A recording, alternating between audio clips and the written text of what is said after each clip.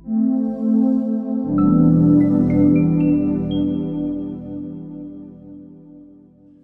Class में हमने discuss किया था कि बायोलॉजी वर्ड का मीनिंग क्या है। ये ग्रीक वर्ड है। ये टर्म किसने दिया था? फादर ऑफ बायोलॉजी किसको कहते हैं, फादर ऑफ बॉटनी किसको कहते हैं, फादर ऑफ मेडिसिन किसको कहते हैं। और इंडिया के कंटेक्स्ट में कुछ बुक्स के नाम आए थे, तो कुछ बुक्स हम और ऐड कर लेते हैं। हिस्ट्री में क्वेश्चन बनता है इसके ऊपर। Some of the books written by Kalidas, Kalidas की लिखी गई कुछ बुक्स।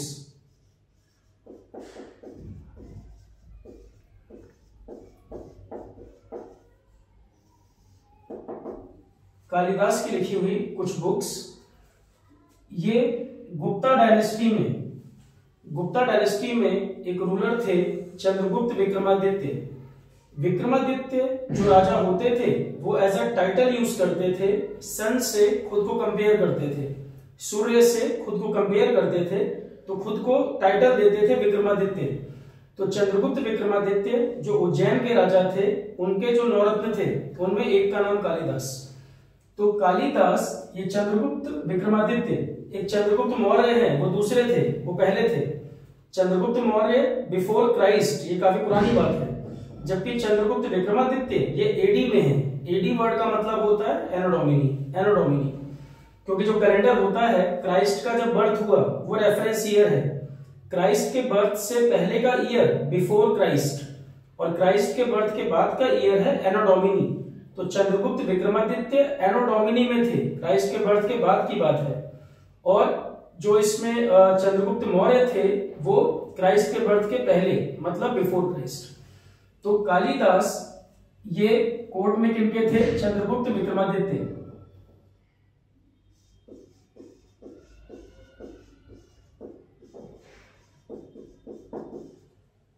चंद्रगुप्त विक्रमादित्य इनके कोर्ट में थे कालिदास। चंद्रगुप्त विक्रमादित्य कहां के रूलर थे? उज्जैन के रूलर।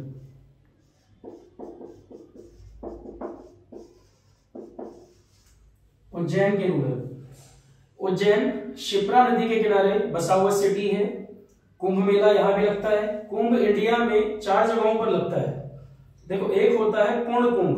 जो पूर्ण कुंभ होता है वो हर 12 साल में लगता है, और उसका हाफ पीरियड मतलब 6 ईयर में लगता है अर्ध कुंभ। तो 4 सिटी ऐसे हैं जहां पर कुंभ मेले का आयोजन होता है। एक इलाहाबाद, जिसका नाम बदल के प्रयागराज हो गया। दूसरा नासिक जो लोकेटेड है on the bank of Godavari river. Godavari का ओरिजिन नासिक त्र्यंबकेश्वर जगह है, वहां से निकलती है गोदावरी, जिसको हम दक्षिण गंगा भी कहते हैं। और उसके ऊपर प्रोजेक्ट है पोलवरम प्रोजेक्ट, वो आगे हम लिखेंगे भी, आगे आएगी बात। तो प्रयागराज में कुंभ लगता है। इसके अलावा त्र्यंबकेश्वर नासिक, उसके अलावा उज्जैन शिप्रा नदी के किनारे है, और इसके अलावा हरिद्वार। ये 4 प्लेस है इंडिया में जहां पर कुंभ का आयोजन होता है। 2019 में जो कुंभ मेला प्रयागराज में हुआ, उसको यूनेस्को ने दर्जा दिया है इनटेंजिबल हेरिटेज। हेरिटेज 2 तरह के होते हैं, एक टेंजिबल, दूसरा इनटेंजिबल। टेंजिबल जिसको हम देख सकते हैं, छू सकते हैं, फॉर एग्जांपल अजंता, एलोरा, एलिफेंटा, महाबलीपुरम, कुतुब मीनार, ये टेंजिबल हेरिटेज है। इनटेंजिबल होते हैं जिनको हम देख नहीं सकते, छू नहीं सकते, जैसे कि कलबेलिया डांस, राजस्थान का एक फेमस डांस है कलबेलिया, या योगा डे को भी इनटेंजिबल हेरिटेज का दर्जा है। उसके अलावा कुंभ मेला, इसको भी इनटेंजिबल हेरिटेज में यूनेस्को ने जोड़ा है। तो उज्जैन के रूलर थे चंद्रगुप्त विक्रमादित्य, इनके कोर्ट में थे कालिदास। देखो, पहले जो वेद लिखे गए थे, वेद प्योर संस्कृत में थे, पर उसको टिपिकल था समझना, उसको डिफिकल्ट होता था, तो उनको सिंप्लीफाई करके उपनिषद वगैरह बने थे। आगे जाके संस्कृत काफी डिस्टॉर्ट हो गई थी। संस्कृत ओरिजिनल लैंग्वेज वो जब डिस्टॉर्ट हो गई, उसी को कहा गया प्राकृत। तो जो बुद्धिज्म आया था, बुद्धिज्म में जो लिटरेचर लिखा गया है उनको बोलते हैं त्रिपिटक। जो 3 फेमस किताबें हैं वो पाली लैंग्वेज में लिखी गई हैं। पाली संस्कृत का ही डिस्टॉर्टेड रूप है, उसे प्राकृत कहते हैं। प्योर फॉर्म में संस्कृत, उसी का डिस्टॉर्टेड फॉर्म है प्राकृत। तो संस्कृत काफी आगे जाकर उतना यूज में नहीं रहा, धीरे धीरे वो डिग्रेड होता चला गया।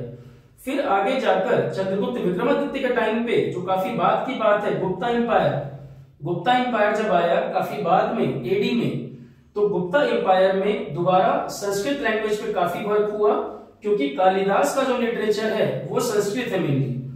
तो वापस कालिदास का जो समय आया तो वापस संस्कृत में बहुत सारा काम हुआ, इसीलिए गुप्ता पीरियड को गोल्डन एरा ऑफ संस्कृत भी कहते हैं। Gupta period also known as, Gupta period में ही थे कालिदास, तो Gupta period also known as golden era of Sanskrit, also known as golden era of Sanskrit. और कालिदास की लिखी हुई कुछ फेमस बुक्स, क्वेश्चन आ जाते हैं कालिदास की बुक्स पे, क्वेश्चन बनता है, तो इनके द्वारा लिखी गई कुछ किताबें जैसे कि अभिज्ञान शाकुंतलम, इनके द्वारा लिखी गई बुक अभिज्ञान शाकुंतलम। बचपन से ही आपने सुना होगा राजा दुष्यंत और शकुंतला की कहानी, तो राजा दुष्यंत और शकुंतला इनकी स्टोरी है अभिज्ञान शाकुंतलम। ये भी प्योर संस्कृत में लिखी गई बुक है, अभिज्ञान शाकुंतलम, राजा दुष्यंत और शकुंतला की स्टोरी है। और भी बुक्स इन्होंने लिखी, जैसे इनकी एक बुक है शुंगा डायनेस्टी, मौर्य डायनेस्टी जब खत्म हुई थी उसके बाद आई थी शुंगा डायनेस्टी। मौर्य डायनेस्टी खत्म होने के बाद शुंगा डायनेस्टी आई थी, और उसमें एक रूलर था अग्निमित्र।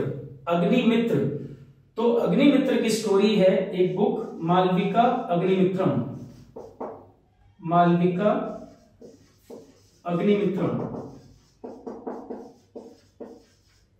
शुंगा डायनेस्टी का रूलर था अग्निमित्र, इसकी स्टोरी है। तो अग्निमित्र शुंगा डायनेस्टी का रूलर ऑफ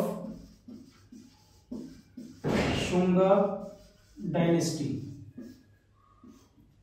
जबकि शुंगा डायनेस्टी का फाउंडर था पुष्यमित्र शुंग। शुंगा डायनेस्टी का फाउंडर जो था वो पुष्यमित्र शुंग था, ठीक है। आगे जाकर इसमें आया था अग्निमित्र, इसकी स्टोरी है मालविका अग्निमित्रम। और बुक्स आगे लिखी रघुवंशम भी कालिदास की ही रचना है, रघुवंशम ये भी इन्हीं की बुक है। और एक बुक इन्होंने लिखी नेचर के बारे में, मेघदूतम, नेचर से रिलेटेड मेघदूतम, ये भी कालिदास की रचना है नेचर के बारे में। और भी कई बुक्स इन्होंने लिखी, एग्जाम्पल के लिए कुमार संभव लॉर्ड शिवा के एल्डर सन कार्तिकेय की स्टोरी है, लॉर्ड शिवा के बड़े बेटे कार्तिकेय की स्टोरी है कुमार संभव। तो एक और बुक का जिक्र आता है कुमार संभव,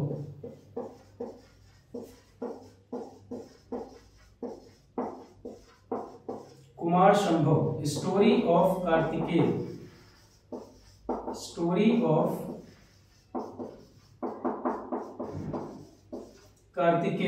लॉर्ड शिवा के बड़े बेटे, उनकी स्टोरी है कुमार संभव। और भी बुक्स का जिक्र मिलता है विक्रम उर्वशीयम, राजा विक्रमादित्य और उर्वशी, जो उस समय अप्सरा थी बड़ी फेमस, तो राजा विक्रमादित्य और उर्वशी उनकी स्टोरी है विक्रम उर्वशीयम, वो भी कालिदास की रचना है।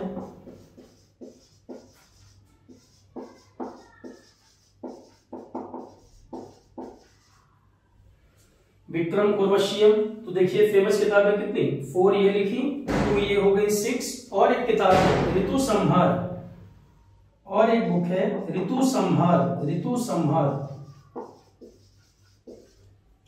संहार, ये भी कालिदास की रचना है। तो ये कुछ बुक्स हैं जो हम लास्ट लेक्चर में कुछ बुक्स का जिक्र कर रहे थे। तो है तो ये हिस्ट्री का पार्ट, पर आप ये मत सोचिए कि लाइफ साइंस में हम क्यों पढ़ रहे हैं। फर्स्ट लेक्चर में कुछ बुक्स का जिक्र आया था, तो हमने उसी को लिंक करके, देखिए लाइफ साइंस हम पढ़ रहे हैं पर कई सारे सब्जेक्ट को मर्ज करके। जब मैं जीके पढ़ाऊंगा या करंट भी पढ़ाऊंगा तो कई सारे सब्जेक्ट को हम मर्ज करके चलते हैं।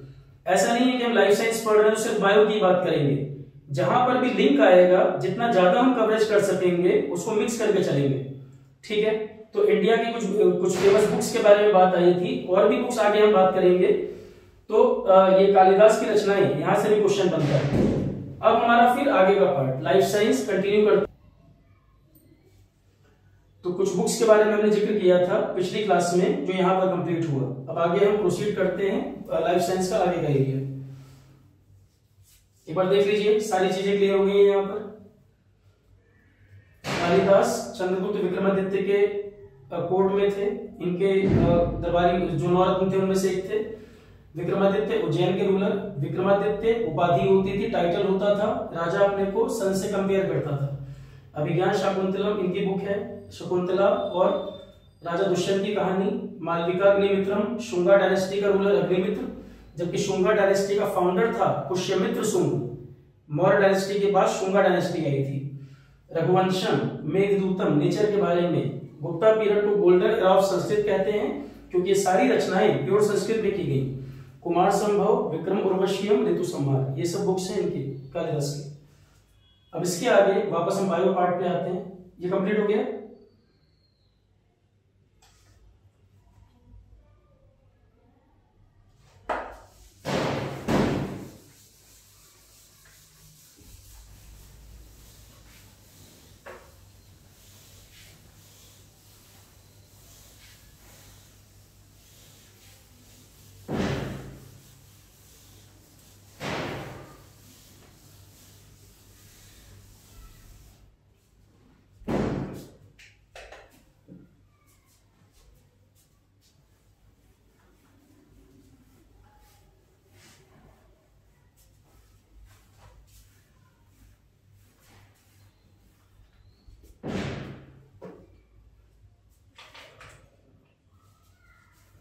अब इसमें हमें पढ़ना है साइंस में कुछ ब्रांचेस और कौन सी ब्रांच किसकी स्टडी है। स्टडी ऑफ या रिलेटेड टू। ब्रांचेस और स्टडी, जैसे एक ब्रांच आती है एंटोमोलॉजी। एंटोमोलॉजी, एंटोमोलॉजी, एंटोमो वर्ड कहीं पर भी दिखे मतलब है इंसेक्ट, तो study about insects. Study about insects, entomology study about insect. Maximum number of species जो पाए जाते हैं वो किसमें पाए जाते हैं, इंसेक्ट में। इंसेक्ट में maximum number of species identified.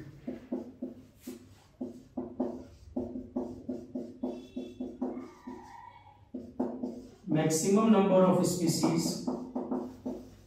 identified. Maximum number of species identified. Entomology is the study about insect. और सबसे ज्यादा स्पीसीज भी इन्हीं के हैं, ठीक है। फर्स्ट इंसेक्ट म्यूजियम इंडिया में कहां पर बनाया गया है। फर्स्ट इंसेक्ट म्यूजियम ये इंडिया में कहां पर बना, last year. First insect museum Tamil Nadu. First insect museum last year Tamil Nadu में बना, तमिलनाडु में बना। अच्छा, कुछ जो इंसेक्ट होते हैं इनके काटने से स्वेलिंग हो जाती है। जैसे आपने देखा होगा वास्प एक इंसेक्ट है, या आंट, चींटी। कुछ ऐसे इंसेक्ट हैं जिनके काटने से स्वेलिंग सी हो जाती है। That swelling is due to formic acid. Formic acid या आंट्स वगैरह को आपने देखा है क्यू में चलती हैं, लाइन बना के चलती हैं। वो जो क्यू में क्यू फॉर्मेशन करती हैं वो भी ड्यू टू फॉर्मिक एसिड। तो आंट्स में क्यू मेकिंग या इंसेक्ट के काटने से स्वेलिंग होना, that is due to formic acid secretion. उसका रीजन है फॉर्मिक एसिड का होना। वो पॉइंट ऐड कर लेते हैं।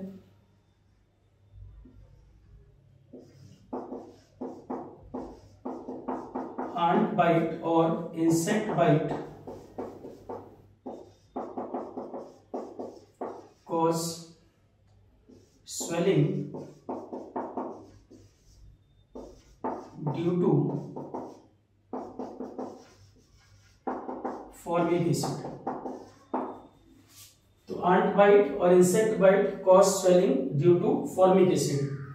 और फॉर्मिक एसिड की वजह से ही जो क्यू मेकिंग होती है, जो क्यू फॉर्मेशन होता है आंट्स वगैरह में, वो भी रीजन यही है।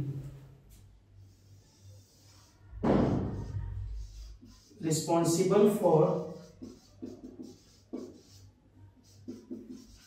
क्यू मेकिंग ऑल्सो, लाइन जो बनाते हैं इंसेक्ट वो भी इससे। Responsible for Q making also, तो फॉर्मिक एसिड रिस्पॉन्सिबल है क्यू मेकिंग के लिए भी, ठीक है। तो एंटोमोलॉजी, ये ब्रांच हमने देखा इंसेक्ट के बारे में। सबसे ज्यादा स्पीसीज भी किसके हैं? इंसेक्ट के हैं। First insect museum Tamil Nadu. Ant bite और इंसेक्ट बाइट स्वेलिंग करा देता है फॉर्मिक एसिड की वजह से, और फॉर्मिक एसिड की वजह से ही जो कुछ इंसेक्ट हैं क्यू बनाते हैं, जैसे आंट, जो लाइन बनती है that is due to formic acid secretion. अच्छा, एक क्वेश्चन और है, किडनी में जो स्टोन हो जाता है, किडनी स्टोन, वो बेसिकली क्या कंपाउंड होता है? किडनी स्टोन क्या कंपाउंड है, अलग से हम कहीं नोट कर लेते हैं, कैल्शियम ऑक्सलेट। ये बहुत बार एग्जाम में आया हुआ क्वेश्चन है, कई एग्जाम में आया हुआ क्वेश्चन है। तो किडनी स्टोन होता है कैल्शियम ऑक्सलेट, ये अलग से कहीं नोट कर लेते हैं। कैल्शियम ऑक्सलेट, ये अलग से नोट कर लेते हैं, यही होता है किडनी स्टोन।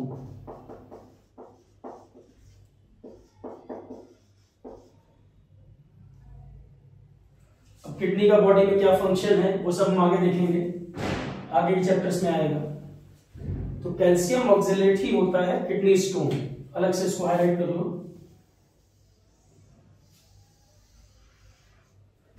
ये बहुत एग्जाम में आया वो क्वेश्चन है। फिर हम बात करते हैं sericulture. Next branch is sericulture.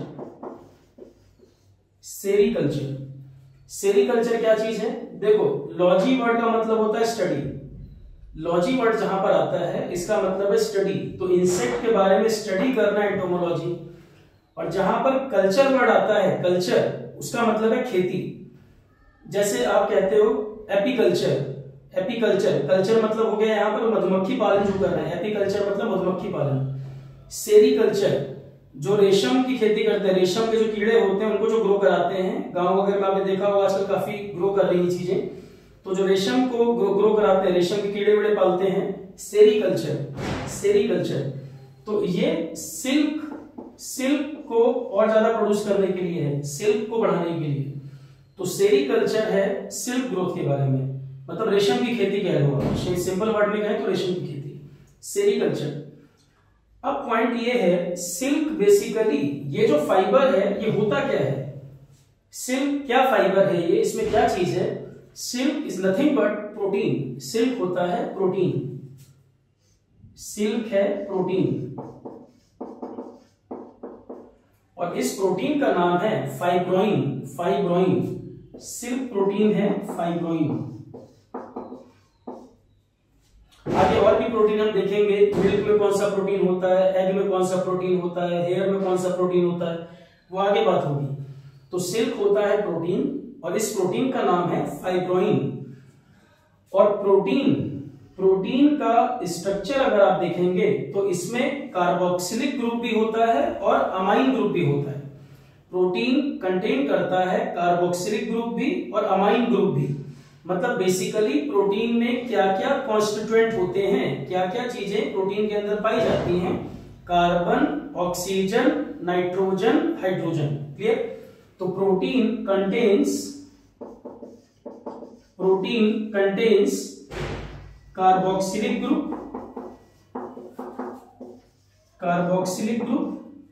And amine group.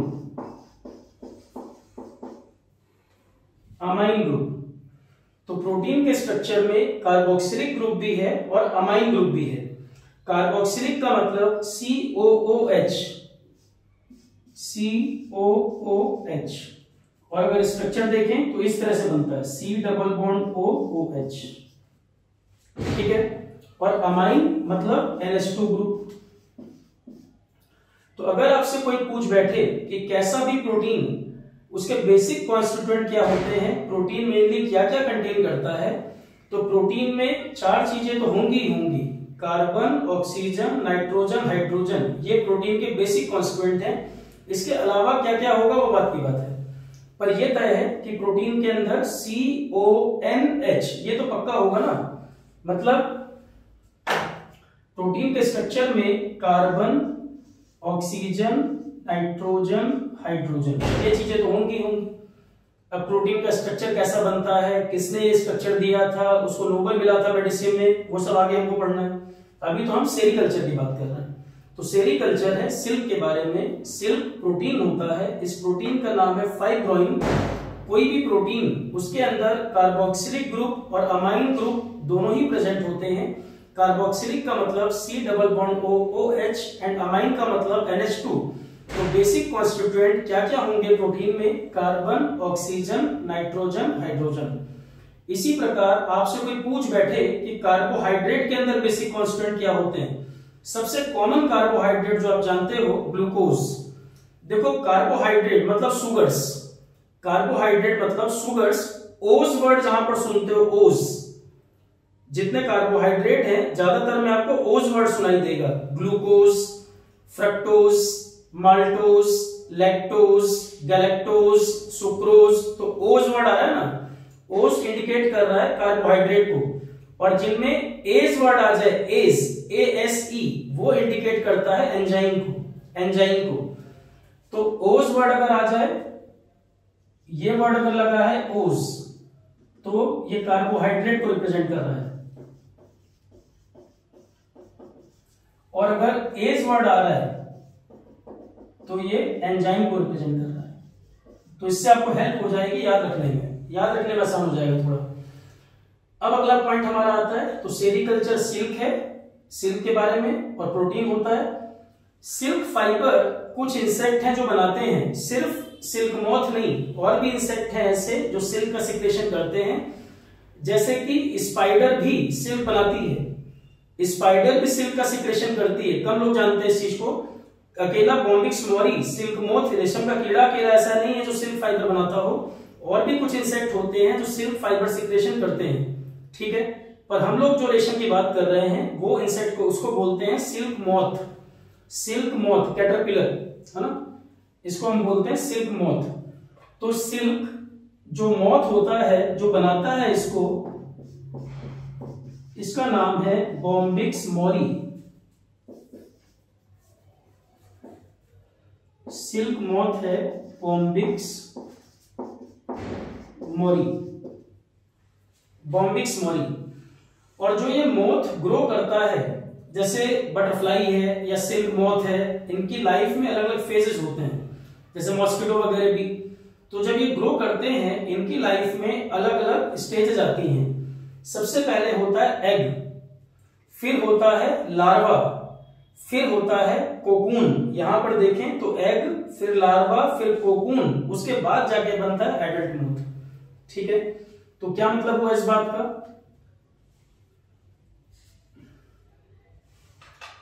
तो किस तरह से ये डेवलप करता है, किस तरह से ग्रो करता है। सबसे पहले स्टेज होगी एग, एग, एग के बाद बनता है लार्वा,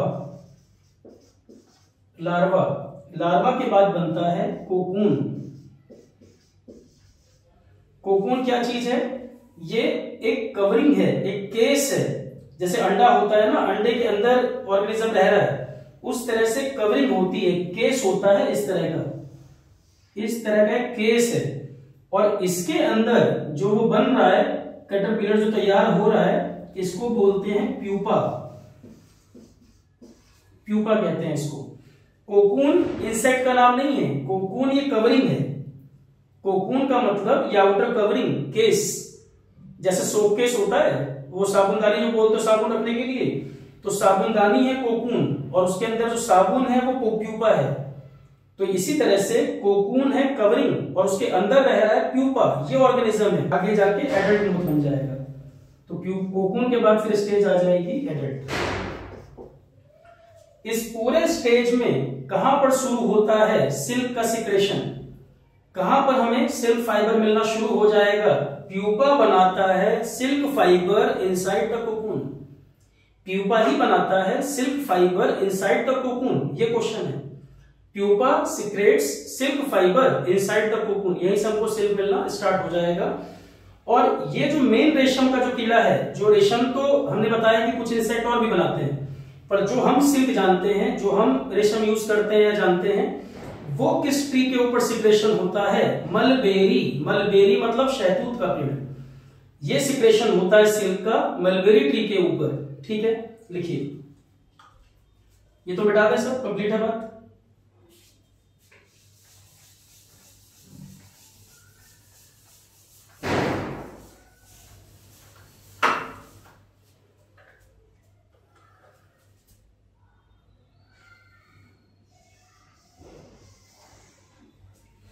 तो प्यूपा सिक्रेट करता है silk fibre inside the cocoon.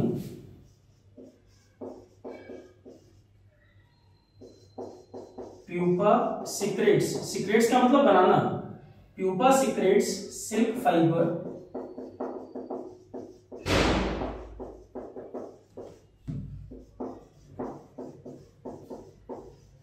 Inside the cocoon. Pupa secretes silk fibre inside the cocoon. और किस ट्री पर ये बनता है सिल्क फाइबर? मेनली मलबेरी के ऊपर। कौन सा ट्री है जिस पर इसका सिक्रेशन होता है? मलबेरी। मलबेरी, इसके ऊपर सिक्रेशन होता है सिल्क का। ठीक है, अगला फिर पॉइंट आता है, ये तो नेचुरली सिल्क जो बन रहा है उसकी हमने बात की, ये तो नेचुरली जो सिल्क फाइबर बन रहा है उसकी हमने बात की। आर्टिफिशियल सिल्क भी होता है। आर्टिफिशियल सिल्क जो होता है उसका नाम है रेयॉन। रेयॉन आर्टिफिशियल सिल्क है, rayon. Artificial silk, that is rayon. Artificial silk है रेयॉन।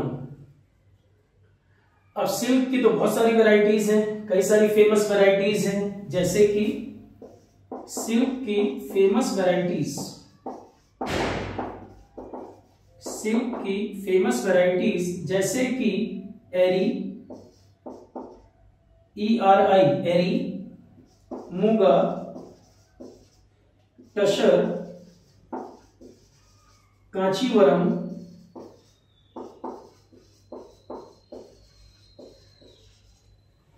तो सिल्क की कई फेमस वैरायटीज हैं, एरी, मूगा, टशर, कांचीवरम।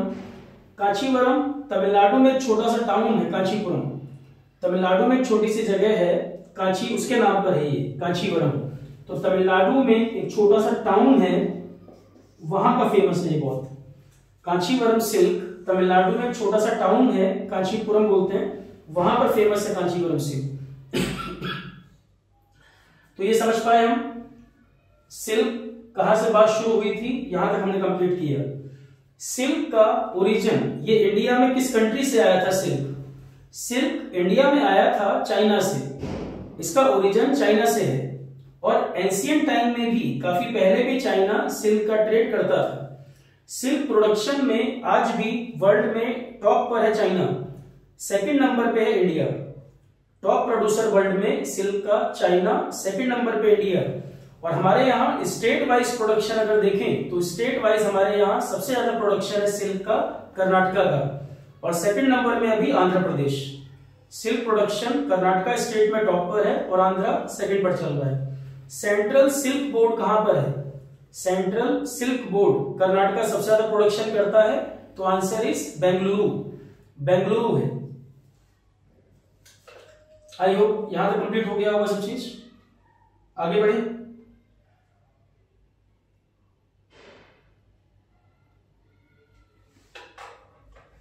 ये H लिखा था, ये H है।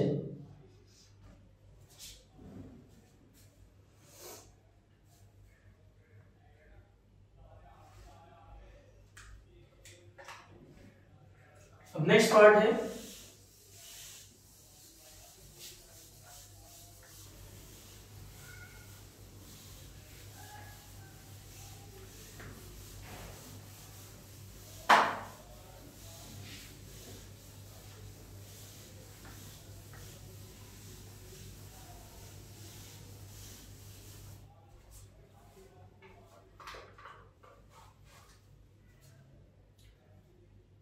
Silk production number 1 country China, number 2 India, state wise number 1 Karnataka, number 2 Andhra. Note, silk, T and bamboo. Silk, T और बैम्बू ये तीनों ही इंडिया में आए थे चाइना से इंट्रोड्यूस हुए थे। तो silk, T and bamboo introduce in India from China. Silk, T and bamboo introduced in India from China. Bamboo बांस ट्री है या ग्रास है? पहले इसको ट्री मानते थे, अभी इसको लॉन्गेस्ट ग्रास डिक्लेयर कर दिया गया है। ये सबसे लंबी घास है, तो बैम्बू है longest grass. Bamboo is longest grass. तो सेंट्रल सिल्क बोर्ड ये कहां पर है? बेंगलुरु में है। Central silk board is in Bengaluru. Central tea board कहां पर है? Kolkata. Central tea board Kolkata.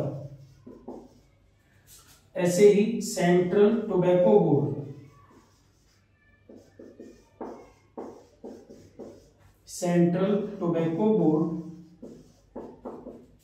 Guntur Andhra Pradesh.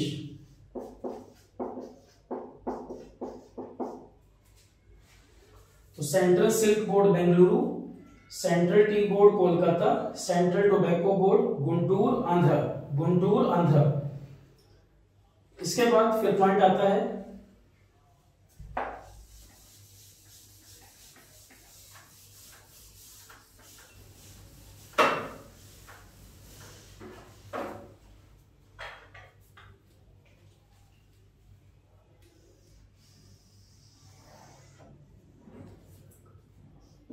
Tobacco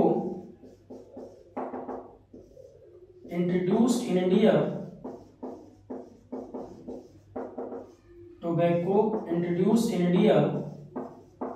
by Portuguese। Tobacco India में पुर्तगाली लाए थे, पोर्चुगीज लाए थे। पोर्चुगीज सबसे पहले इंडिया में जो आए थे, जो एरिया का कब्जा किए थे, पोर्चुगीज आए थे। 1498 में वास्को डिगामा आया था। अफ्रीका का बिल्कुल नीचे का पॉइंट उसे बोलते हैं केप ऑफ गुड होप। वहां से होता हुआ कालीकट पहुंचा था Kerala. Cape of good hope Africa का बिल्कुल नीचे का हिस्सा, बिल्कुल लास्ट पॉइंट अफ्रीका कॉन्टिनेंट का। वहां से होता हुआ केरल पहुंचा था कालीकट वहां पर आया था 1498 में वास्को डिगामा। तो सबसे पहले कौन इंडिया में आया था? पोर्चुगीज आए थे 1498 में। Vasco da Gama cape of good hope से होता हुआ पहुंचा था कालीकट, केरला। ठीक है, तो पोर्चुगीज इंडिया में कई सारी चीजें इंट्रोड्यूस किए। टोबैको भी इन्हीं का लाया हुआ है। उसके अलावा क्या क्या इंट्रोड्यूस किए थे? पोर्चुगीज ही लाए थे इंडिया में टोमेटो इन्हीं का लाया है। पोटैटो भी इन्हीं का लाया है। उसके अलावा पाइनएप्पल भी इन्हीं का है। पपाया, रेड चिली भी यही लाए। चीज भी यही लेके आए थे। कैशू भी यही लोग लाए। तो tomato, potato, pineapple, papaya, red chilli, cheese, cashew, tobacco ये सब पोर्चुगीज लेके आए थे इंडिया में। टोबैको का सबसे ज्यादा प्रोडक्शन कहां पर होता है वर्ल्ड में? चाइना। टोबैको का टॉप प्रोड्यूसर है वर्ल्ड में चाइना। और इंडिया में सबसे ज्यादा टोबैको होता है आंध्र प्रदेश। टोबैको का प्रोडक्शन वर्ल्ड में सबसे ज्यादा चाइना और इंडिया, वर्ल्ड में सबसे ज्यादा चाइना, इंडिया में सबसे ज्यादा आंध्र। ये कंप्लीट हो गया, आगे बढ़े।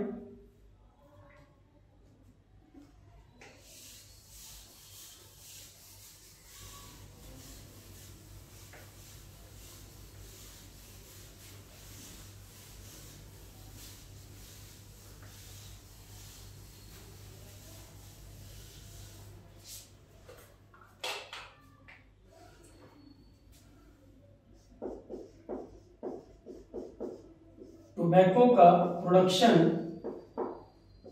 सबसे ज्यादा करता है चाइना। इंडिया में state wise Andhra. World no tobacco day ये कब मनाया जाता है? कब मनाया जाता है वर्ल्ड नो टोबैको डे? 31 मई। नोट,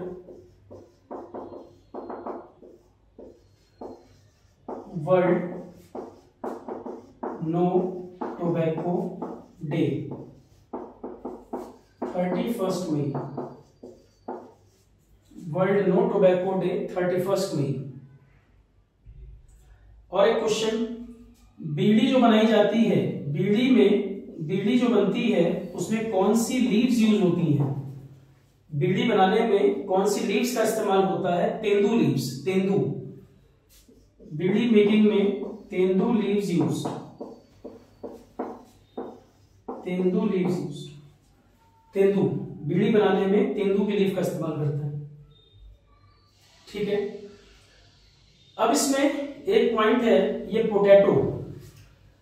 पोटैटो का ओरिजिन इंडिया से नहीं है, ये पुर्तगाल से भी नहीं है, पुर्तगाल से भी नहीं है, इंडिया से भी नहीं है। इसका ओरिजिन है साउथ अमेरिका का एक कंट्री पेरू। साउथ अमेरिका का एक कंट्री पेरू। फुटबॉल खेलने वाले ज्यादातर कंट्री जो आप जानते हो वो साउथ अमेरिका और यूरोप वाले हैं। ज्यादातर कंट्री फुटबॉल जो खेलते हैं साउथ अमेरिकन एंड यूरोपियन। तो बहुत सारे कंट्री, 13 कंट्री है टोटल वहां पर। साउथ अमेरिका कॉन्टिनेंट में टोटल नंबर ऑफ कंट्री है 13। एरिया और पॉपुलेशन दोनों में ही सबसे बड़ा कंट्री है ब्राजील, जो अभी हाल फिलहाल में काफी न्यूज में रहा, क्योंकि वर्ल्ड का सबसे बड़ा फॉरेस्ट अमेज़न एरिया उसको बर्न कर रहे हैं लोग, उसको बर्न कर रहे हैं ताकि फॉरेस्ट को क्लियर करके वहां पर फार्मिंग की जाए। तो साउथ अमेरिका में एरिया और पॉपुलेशन दोनों में ही सबसे बड़ा कंट्री है ब्राजील। और अभी न्यूज में चल रहा है वर्ल्ड का सबसे बड़ा फॉरेस्ट अमेज़न फॉरेस्ट उसकी बर्निंग कर रहे हैं ताकि फॉरेस्ट को क्लियर करके वहां फार्मिंग करें। और अमेज़न फॉरेस्ट इतना डेंस एरिया है कि काफी ज्यादा ऑक्सीजन की सप्लाई देता है। भाई प्लांट क्या करता है? प्लांट फोटोसिंथेसिस करता है। फोटोसिंथेसिस डिटेल में हम आगे पढ़ेंगे। तो प्लांट जब फोटोसिंथेसिस करता है तो प्लांट कार्बन को इनटेक करता है, O2 को रिलीज करता है। तो अमेज़न जब इतना डेंस फॉरेस्ट एरिया है, वर्ल्ड का सबसे बड़ा फॉरेस्ट एरिया है, तो इतनी ज्यादा ऑक्सीजन की सप्लाई आती है कि अमेज़न फॉरेस्ट को कहा जाता है lungs of the planet earth. अर्थ के फेफड़े की तरह है वो, lungs of the planet earth Amazon forest को बोलते हैं। और कहां पर है? ब्राजील में ही है। ब्राजील किस कॉन्टिनेंट का पार्ट है? साउथ अमेरिका कॉन्टिनेंट का पार्ट है। तो साउथ अमेरिका में 13 कंट्री हैं, जैसे कि ब्राजील, वेनेजुएला। वेनेजुएला लगातार न्यूज में है इकोनॉमिक क्राइसिस को लेकर, हालत खराब चल रही है इकोनॉमी की। उसके अलावा Colombia, Ecuador, Uruguay, Paraguay, Argentina, Chile, Peru, ये सब कंट्री पड़ते हैं वहां साउथ अमेरिका में। तो ओरिजिन इसका साउथ अमेरिका से है। पोटैटो का ओरिजिन साउथ अमेरिका, ये कॉन्टिनेंट है, और कंट्री का नाम पेरू। पोटैटो प्लांट का कौन सा हिस्सा होता है? ये रूट है, स्टेम है, फ्रूट है, क्या चीज है पोटैटो? पोटैटो होता है स्टेम। अगर ये रूट होता तो इस पे रूट हेयर्स दिखते, जैसे मूली या गाजर, उन पे रूट हेयर्स होते हैं ना। अगर पोटैटो रूट होता तो इस पे रूट हेयर्स नजर आते। ये स्टेम होता है, तना होता है। ये पोटैटो स्टेम का मॉडिफिकेशन है, मॉडिफिकेशन ऑफ स्टेम। तो पोटैटो होता है मॉडिफाइड स्टेम। पोटैटो है मॉडिफाइड स्टेम। और जिस तरह का पोटैटो है, स्टेम के इस मॉडिफिकेशन को कहा जाता है ट्यूबर टाइप का मॉडिफिकेशन। पोटैटो जिस तरह की मॉडिफिकेशन है स्टेम की, इस शेप को बोलते हैं tuber type modification. Tuber type modification है पोटैटो। तो पोटैटो स्टेम होता है और वो भी ट्यूबर शेप। सबसे कॉमन अगर तुमको सब्जी बनाने को कहा जाए तो आप क्या बनाओगे? भैया आपको कहा जाए भंडारा है, दावत है, पूरी सब्जी खाओगे, तो सबसे कॉमन सब्जी क्या बनाओगे आप? उसमें बनाओगे पोटैटो, उसमें फिर डालोगे आप अनियन, पोटैटो अनियन, उसके अलावा क्या मिलाओगे? अदरक डालोगे। तो पोटैटो, ओनियन, गार्लिक लहसुन और जिंजर, जो सबसे कॉमन चीजें तुम डालोगे, ये चारों के चारों स्टेम है। ऐसे याद रखो, चारों के चारों स्टेम है, मतलब ओनियन, गार्लिक, जिंजर, पोटैटो, चारों स्टेम। तो क्या मतलब हो गया? प्याज लहसुन दोनों एक जैसे दिखते हैं कि नहीं? तो प्याज लहसुन, अदरक और पोटैटो, चारों के चारों स्टेम का मॉडिफिकेशन है। पर प्याज और लहसुन थोड़ा अलग दिखता है, तो उस मॉडिफिकेशन को बल्ब कहते हैं, बल्ब टाइप। जो ओनियन और गार्लिक है, उस तरह की मॉडिफिकेशन को बल्ब टाइप कहते हैं। तो modified stem, potato is modified stem. और एग्जांपल स्टेम के, तो पोटैटो तो मॉडिफाइड स्टेम है। और एग्जांपल इसके, और एग्जांपल स्टेम के onion, garlic, turmeric, onion, garlic, turmeric. Onion और गार्लिक जिस तरह की मॉडिफिकेशन है, इसको कहा जाता है बल्ब। ओनियन गार्लिक जिस तरह की मॉडिफिकेशन है, इसको कहते हैं बल्ब टाइप। टर्मरिक का साइंटिफिक नेम क्या होता है? थोड़ा कंफ्यूज करने वाला नेम होता है। देखो, एक चीज है क्लोव मतलब लौंग, है ना, जबकि टर्मरिक का साइंटिफिक नेम होता है कारकुमा लौंगा। तो कभी भी नाम पूछता है ना, एसएससी वगैरह में क्वेश्चन आता है, सीजीएल वगैरह में, कारकुमा लौंगा किसका साइंटिफिक नेम है? लॉन्ग वर्ड से कंफ्यूज नहीं होना है, क्लोव का नाम नहीं है, ये हल्दी का नाम है।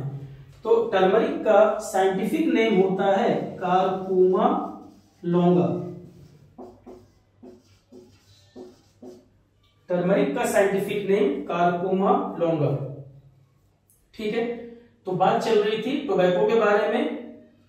चाइना, आंध्रा, टोबैको इंडिया में कहां से आया? पोर्चुगीज लेके आए थे। तो पोर्चुगीज और क्या क्या लेके आए थे? इतना कुछ लेके आए थे। तो पोटैटो की बात चली, तो पोटैटो से हमने देख लिया ओरिजिन कहां से है, ये प्लांट का कौन सा पार्ट होता है, और अगर ये मॉडिफाइड स्टेम है तो और कौन कौन सी चीज हम खाते हैं जो स्टेम होती है, ये सब अच्छी तरह समझ में आ रही होगी बात पूरी। और काजू जो होता है, इसका ओरिजिन पोर्चुगल से नहीं है, पोर्चुगल से ओरिजिन नहीं है। कैशू का ओरिजिन भी साउथ अमेरिका से है, इसका भी ओरिजिन साउथ अमेरिका। कैशू का ओरिजिन साउथ अमेरिका। इंडिया में कौन सा स्टेट सबसे ज्यादा कैशू का प्रोडक्शन करता है? Maharashtra. Spice garden of India तो केरल को बोलते हैं, स्पाइस गार्डन ऑफ इंडिया तो केरला को बोला जाता है, पर सबसे ज्यादा कैशू प्रोड्यूस करता है इंडिया में महाराष्ट्र। तो आई होप सारी चीजें क्लियर हो गई होंगी।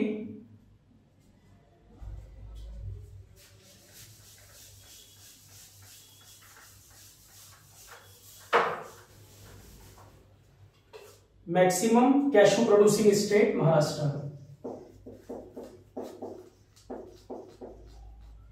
Maximum cashew producing state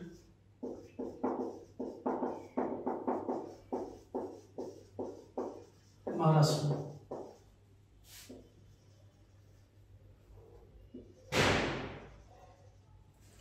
cashew production में महाराष्ट्र टॉप पर। स्पाइस गार्डन ऑफ इंडिया किसको कहते हैं? केरला को।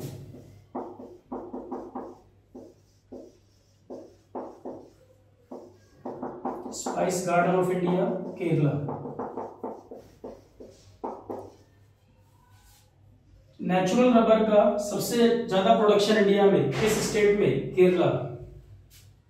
मैक्सिमम नेचुरल रबर प्रोडक्शन भी Kerala.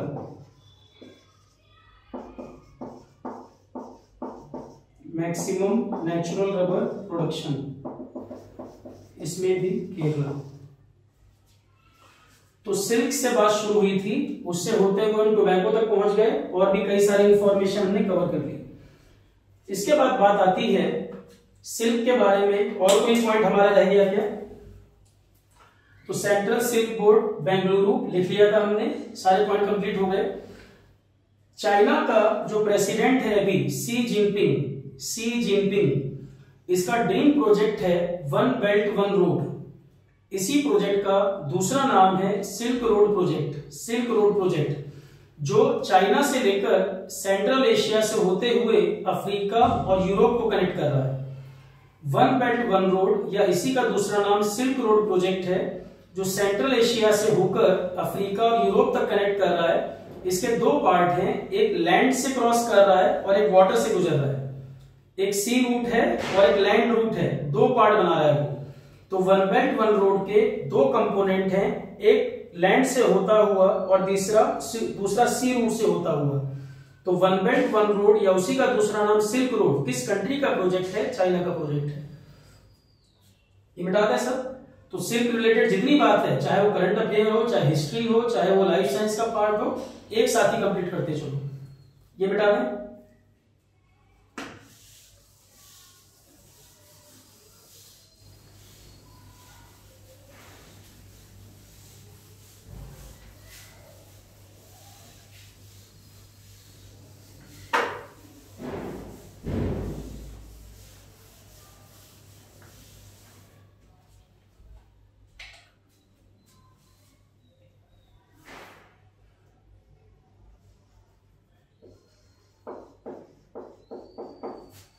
One belt one road project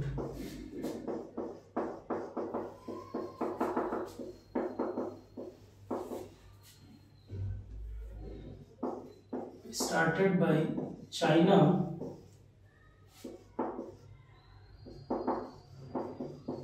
to improve connectivity with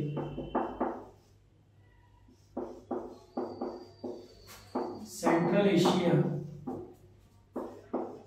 Europe and Africa। Central Asia कौन सा एरिया है? बहुत सिंपल है, याद रखना। देखो, अफगानिस्तान, पाकिस्तान, कब्रिस्तान, रेगिस्तान, ये स्थान को छोड़कर बाकी जो स्थान दिमाग में आते हैं उसी के आसपास का एरिया है। अफगानिस्तान पाकिस्तान छोड़ दो और रेगिस्तान कब्रिस्तान छोड़ दो, उसका छोड़कर जो स्थान आते हैं वही एरिया है जो यूरोप और सेंट्रल एशिया का पार्ट है। कुछ हिस्सा यूरोप में लाई करता है, कुछ पार्ट एशिया में लाई करता है। तो कौन कौन से कंट्री हो गए? Kazakhstan, Kyrgyzstan, Tajikistan, Turkmenistan, Uzbekistan. फिर सुनो, Kazakhstan, Kyrgyzstan, Tajikistan, Turkmenistan, Uzbekistan. तो ये जो स्थान है इनका कुछ पार्ट यूरोप की तरफ है, कुछ पार्ट एशिया की तरफ है। तो वही एरिया है सेंट्रल एशिया वाला। मैप में देखो हो जाएगा। तो ये सबको कनेक्ट करने का प्रोजेक्ट है चाइना का, वन बेल्ट वन रोड। इसी का दूसरा नाम है सिल्क रूट। इसी का दूसरा नाम है सिल्क रूट। Silk route. तो चाइना के जो प्रेसिडेंट हैं सी जिनपिंग, जिनको अभी हाल ही में लाइफ टाइम प्रेसिडेंट डिक्लेयर कर दिया है। चाइना में सिंगल पार्टी सिस्टम होता है, पब्लिक को वोटिंग राइट नहीं है, वो डेमोक्रेसी नहीं है। पब्लिक को वोटिंग राइट नहीं है, डेमोक्रेसी नहीं है। डेमो का मतलब होता है पीपुल, क्रेसी का मतलब होता है rule. Demo means people, cracy मतलब रूल। तो रूल ऑफ पीपुल मतलब पीपुल को वोटिंग राइट वहां है नहीं, वो डेमोक्रेसी नहीं है, हम हैं। हमारे यहाँ पब्लिक को वोटिंग राइट है, चाइना में नहीं है। तो वहां पर सिंगल पार्टी सिस्टम है और सी जिनपिंग को लाइफ टाइम प्रेसिडेंट डिक्लेयर कर दिया गया है। जब तक चाहे रहे, उसको कोई हटाएगा नहीं, वो अपने आप ही जब तक चाहे तब तक प्रेसिडेंट बने रहे। तो सिल्क रोड प्रोजेक्ट और one belt one road project इसी का नाम है, चाइनीज प्रोजेक्ट है ये। इंडिया को भी इन्होंने ऑफर किया था कि आप भी कनेक्ट हो जाओ, इंडिया इसका पार्ट नहीं बना। तो आगे जब हम करंट डिस्कस करेंगे या जीके पार्ट पढ़ेंगे तब डिटेल में बताऊंगा इसके बारे में। और इस प्रोजेक्ट के दो पार्ट हैं, एक लैंड से क्रॉस हो रहा है और एक ओशियन से क्रॉस हो रहा है। दो पार्ट हैं, एक लैंड से क्रॉस हो रहा है और एक ओशियन से गुजर रहा है। तो सिल्क हमने कंप्लीट कर लिया। एक फाइबर की बात शुरू की थी, सिल्क सेरीकल्चर से बात शुरू हुई थी जो यहां खत्म हुई। काफी लंबी इंटरलिंकिंग हो गई, कंफ्यूज तो नहीं हो गए। तो ये पहला हमने सिल्क शुरू किया था, जो सिल्क पता लग गया, तो वुल भी देख लो क्या चीज है। वुल होता है प्रोटीन, ये भी प्रोटीन है। वुल इज ऑल्सो प्रोटीन, और इस प्रोटीन का नाम है अल्फा कैरेटीन। वुल जो प्रोटीन है, इस प्रोटीन का नाम है अल्फा कैरेटीन, अल्फा कैरेटीन। वुल का प्रोडक्शन अगर देखें, वुल का प्रोडक्शन वर्ल्ड में सबसे पहले ऑस्ट्रेलिया, और वर्ल्ड का लार्जेस्ट एक्सपोर्टर भी है। वुल का सबसे बड़ा एक्सपोर्टर, वर्ल्ड लार्जेस्ट एक्सपोर्टर। जबकि इंडिया में सबसे ज्यादा वुल प्रोड्यूस करता है राजस्थान, सेकंड नंबर पे कर्नाटका। सिल्क में हमने बता दिया था शायद स्टेट वाइज, सिल्क में सबसे ज्यादा प्रोडक्शन करता है कर्नाटका, दूसरे में आंध्रा, लिखा था हमने। सिल्क वाले में ध्यान रखो, सिल्क में था नंबर 1 पे कर्नाटका, दूसरे पे आंध्रा, नहीं लिखा था तो दोबारा देख लो। Silk production state wise, silk में कर्नाटका, उसके बाद आंध्रा, और वुल में Rajasthan first, Karnataka second, Jammu Kashmir third. Wool में जम्मू कश्मीर थर्ड।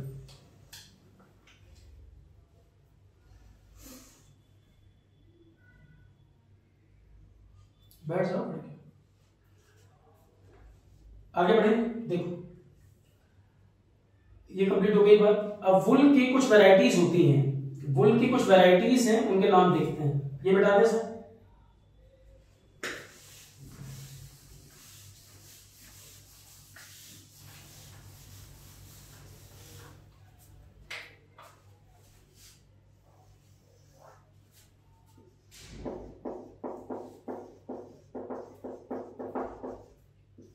वुल की वैरायटीज हैं, जैसे एक होता है अंगूरा, अंगूरा वुल, ये मिलती है रैबिट के हेयर से, रैबिट के हेयर से मिलती है अंगूरा। तो अंगूरा वुल मिलती है रैबिट के हेयर से। इसके अलावा और भी कई क्वालिटी होती हैं। एक होता है मैरिनो, मैरिनो वुल, मैरिनो, ये वुल मिलती है शीप से, भेड़। एक है पश्मीना, पश्मीना, पश्मीना वुल मिलती है गोट से, गोट। तो अंगूरा रैबिट से, मैरिनो शीप से, पश्मीना गोट से। और पश्मीना जिस गोट से मिलती है उस गोट का नाम है चांगथांगी, चांगथांगी, चांगथांगी गोट। इंडिया में कहां पाई जाती है? जम्मू कश्मीर। पश्मीना वुल ये मिलती है चांगथांगी गोट से, जो जम्मू कश्मीर में पाई जाती है। और जो कम्युनिटी इसको पालते हैं, इसकी देखरेख करते हैं, उन्हें कहा जाता है चांगपा। चांगथांगी गोट है और जो इसको पालते हैं उसको कहते हैं चांगपा कम्युनिटी, जिनको 2002-3 के आसपास, 2002 में इनको शेड्यूल्ड ट्राइब स्टेटस भी दिया गया। तो पश्मीना वुल ये गोट से मिलता है, और इस गोट को जो कम्युनिटी पालती है इन्हें कहते हैं चांगपा। तो Changpa community, Changpa community got scheduled tribe status in 2002। तो Changpa community got ST status in 2002। Central wool development board ये कहां पर है? Central wool development board, central wool development board ये है जोधपुर। और central wool and sheep research institute, central wool and sheep research institute, Avika Avika Nagar Rajasthan, Jodhpur also Rajasthan. तो central wool development board Jodhpur Rajasthan में है और central wool and sheep research institute Avika Nagar ये भी राजस्थान में है। यहां तक की बात कंप्लीट हो गई। और एक फाइबर और देख लेते हैं, कॉटन। कॉटन ये बता दें सब।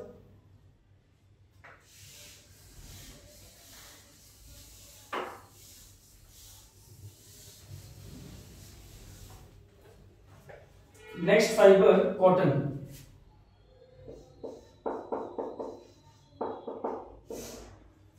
देखो वुल या सिल्क ये तो कोई लिविंग ऑर्गेनिज्म से रिलेटेड है, सिल्क भी कोई जो लिविंग चीज है वो बना रहा है, और वुल हेयर है, तो ये दोनों प्रोटीन है। कॉटन तो किसी लिविंग चीज से नहीं मिलता ना, ये तो खेती करते हैं, फार्मिंग है, ये तो क्रॉप है। तो कॉटन की तो फार्मिंग की जाती है, ये तो प्रॉपर कोई क्रॉप है, ये प्रोटीन है, ये है cellulose. It is mainly cellulose. Cotton is mainly cellulose. Cellulose ओज वर्ड आया तो carbohydrate, carbon hydrogen oxygen. Carbohydrate में 3 थिंग्स होती हैं, कार्बन हाइड्रोजन ऑक्सीजन। प्रोटीन होता तो नाइट्रोजन भी होती। कार्बोहाइड्रेट है, ओज वर्ड आ रहा है, कार्बन हाइड्रोजन ऑक्सीजन होगा। अगर एक प्रोटीन होता तो इसमें नाइट्रोजन भी होती। तो cotton is mainly cellulose. Paper industry में सेल्यूलोज बेसिक रॉ मटेरियल भी है। पेपर इंडस्ट्री का बेसिक रॉ मटेरियल है सेल्यूलोज। ये सेकंड क्वेश्चन है। Basic raw material of paper and pulp industry. Basic raw material of paper and pulp industry cotton. और India का oldest trade है। जब हड़प्पा सभ्यता होती थी, हड़प्पन जब होते थे, वो लोग भी ट्रेड करते थे इसका। हड़प्पन के टाइम में भी कॉटन का ट्रेड होता था। India's oldest trade, India's oldest trade, सबसे पुराना ट्रेड है इंडिया का कॉटन। सबसे पुराना ट्रेड इंडिया का cotton.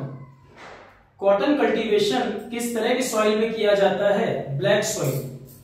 Cotton black soil is most suited for cotton cultivation.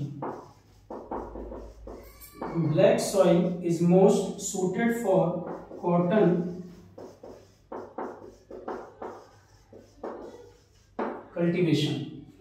Black soil का क्या फीचर है ऐसा कि कॉटन कल्टीवेशन के लिए बहुत सुटेबल है?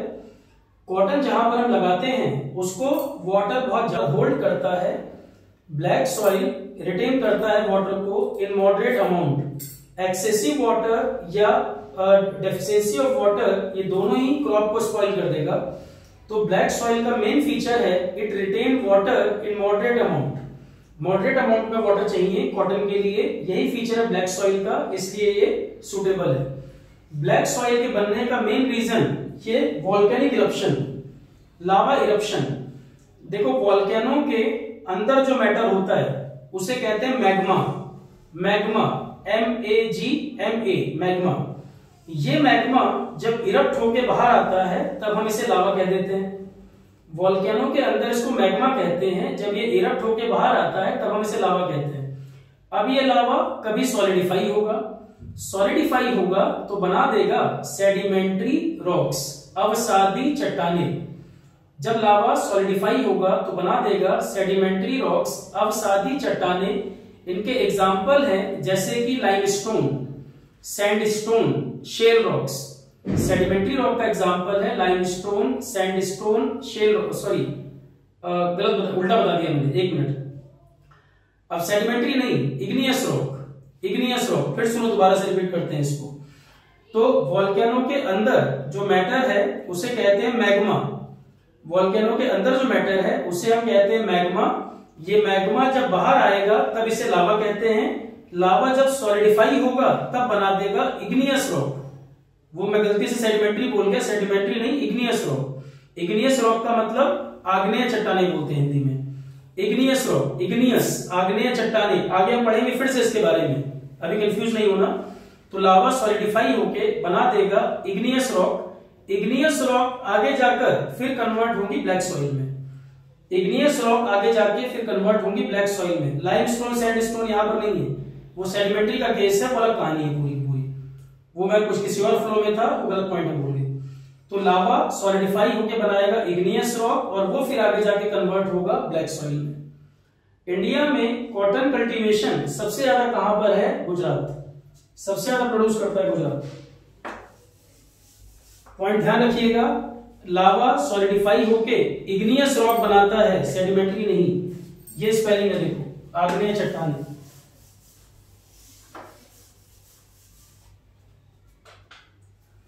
तो इग्नियस रॉक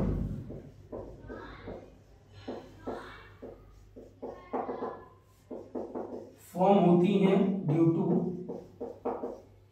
लावा सॉलिडिफिकेशन। ठीक है, तो कॉटन प्रोडक्शन सबसे ज्यादा हमारे यहां होता है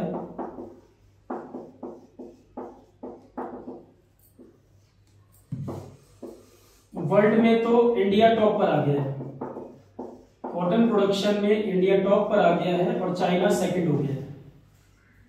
तो कॉटन प्रोडक्शन में इंडिया वर्ल्ड में टॉप पर आ गया, चाइना सेकंड हो गया, और कॉटन के एक्सपोर्ट करने में हम सेकंड पर है। कॉटन एक्सपोर्ट में इंडिया सेकंड पर है। तो इंडिया लार्जेस्ट प्रोड्यूसर और second largest exporter. Second largest exporter. जबकि state wise Gujarat, second number पे महाराष्ट्र। गुजरात एंड महाराष्ट्र। किस स्टेट की कोस्ट लाइन सबसे लंबी है? जितने हमारे स्टेट हैं सबसे लंबी कोस्ट लाइन किसके पास है? गुजरात, 1600 किलोमीटर। गुजरात की coast line longest coast line है। गुजरात के पास है longest coast line 1600 kilometre. Second number पे आंध्रा है 974। कोस्ट लाइन किस स्टेट के पास सबसे लंबी कोस्ट लाइन है? Gujarat, 1600 kilometre. Andhra second number पे आता है 974। कोस्ट लाइन की बात कर रहा हूं, कॉटन नहीं। कॉटन में तो गुजरात टॉप पर है, महाराष्ट्र सेकंड है, और गुजरात की कोस्ट लाइन भी सबसे लंबी है। दूसरा क्वेश्चन है 1600 किलोमीटर। इसके बाद आता है आंध्रा। तो सॉल्ट प्रोडक्शन में भी टॉप पर कौन होगा? सबसे ज्यादा कोस्ट लाइन समुद्र से जो बाउंड्री बना रहा है, तो सबसे ज्यादा सॉल्ट भी कौन प्रोड्यूस करेगा? Gujarat. Maximum salt production Gujarat top पर। लॉजिकली याद कर लो, सब याद हो जाएगा। तो सॉल्ट प्रोडक्शन में गुजरात टॉप पर, कोस्ट लाइन भी सबसे लंबी है। और गुजरात का अहमदाबाद, इसे कहते हैं मैनचेस्टर ऑफ इंडिया। यूके में मैनचेस्टर जो जगह है वो टेक्स है, मैनचेस्टर यूके। तो इंडिया में किस सिटी को मैनचेस्टर ऑफ इंडिया कहा जाता है? टेक्सटाइल इंडस्ट्री की वजह से। Answer is Ahmedabad. Ahmedabad called as Manchester of India. Ahmedabad called as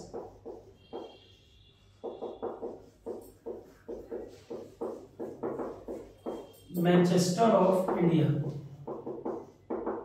जबकि मैनचेस्टर कहां पर है? यूके में है। तो Ahmedabad called as Manchester of India. और Manchester famous for textile industry. Famous for textile industry. Famous for textile industry.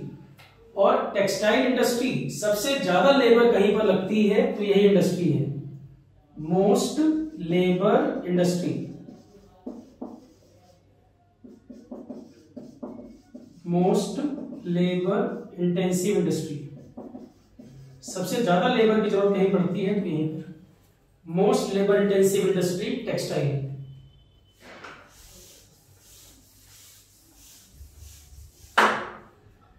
इसके बाद पॉइंट आता है मैनचेस्टर ऑफ साउथ इंडिया कहा जाता है कोयम्बटूर को। Manchester of south India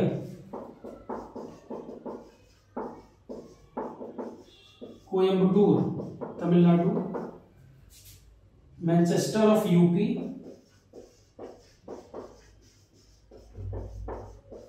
Manchester of UP, Kanpur, Kanpur. तो साउथ इंडिया का मैनचेस्टर कोयम्बटूर तमिलनाडु को कहते हैं और यूपी का मैनचेस्टर कानपुर को बोलते हैं।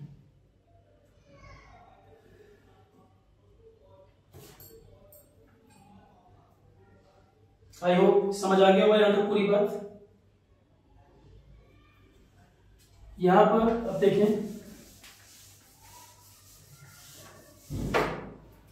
सेंट्रल कॉटन रिसर्च इंस्टीट्यूट कहां पर है? Central cotton research institute, central cotton research institute ये है नागपुर।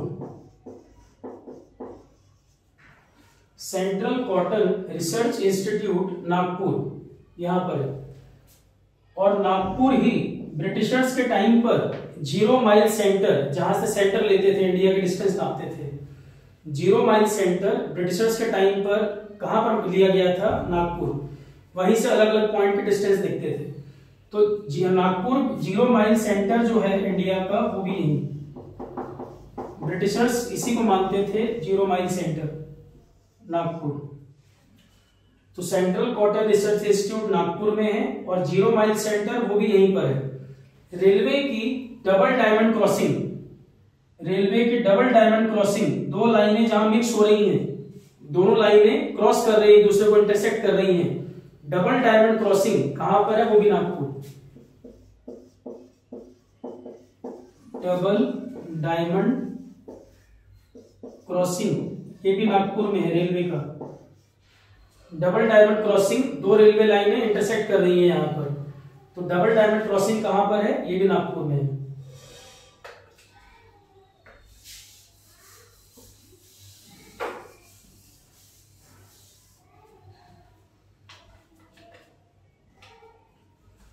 एक क्वेश्चन और देख लेते हैं।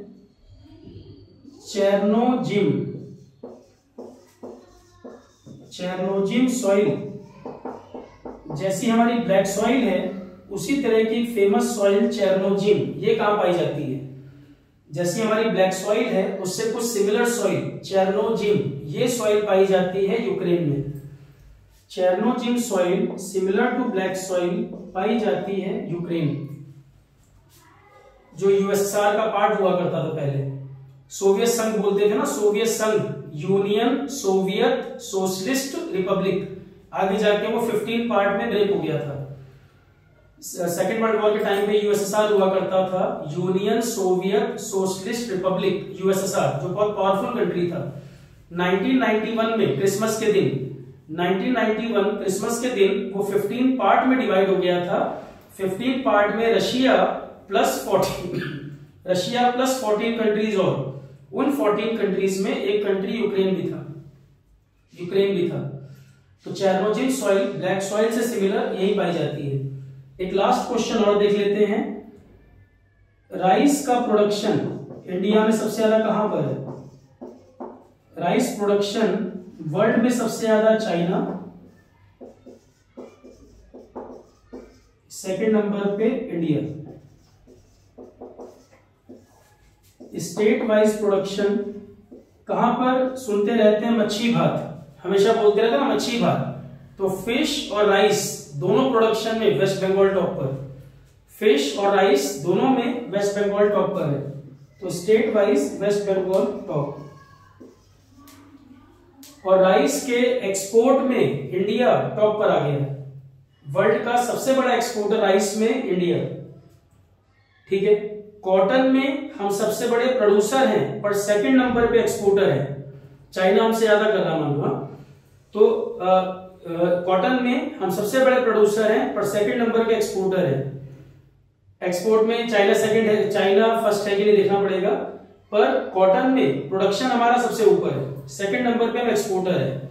जबकि राइस में हम सेकंड सबसे बड़े प्रोड्यूसर हैं और टॉप एक्सपोर्टर है। इस बार क्वेश्चन आ गया था सिविल्स में, राइस का सबसे बड़ा एक्सपोर्टर इस समय वर्ल्ड में इंडिया, अभी ये वर्ल्ड का लार्जेस्ट राइस एक्सपोर्टर हो गया है। वर्ल्ड में लार्जेस्ट एक्सपोर्टर राइस का इंडिया, वर्ल्ड में लार्जेस्ट राइस एक्सपोर्टर इंडिया। ठीक है,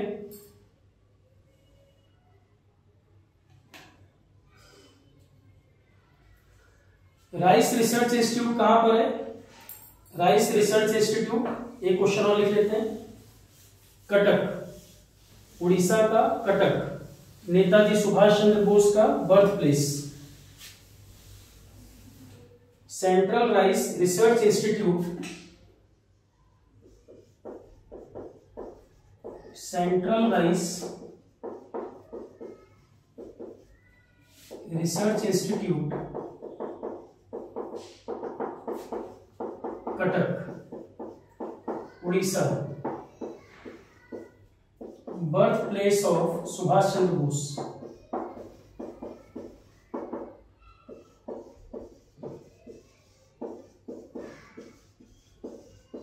birth place of Subhash Chandra Bose.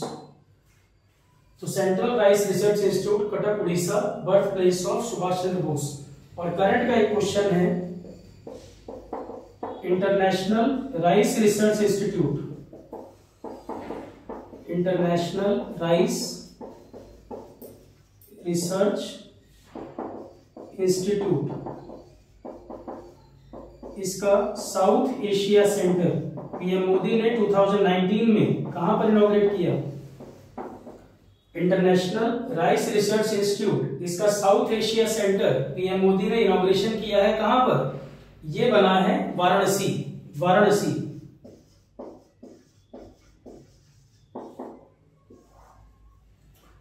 तो ठीक है क्लास, आज यही तक रखते हैं।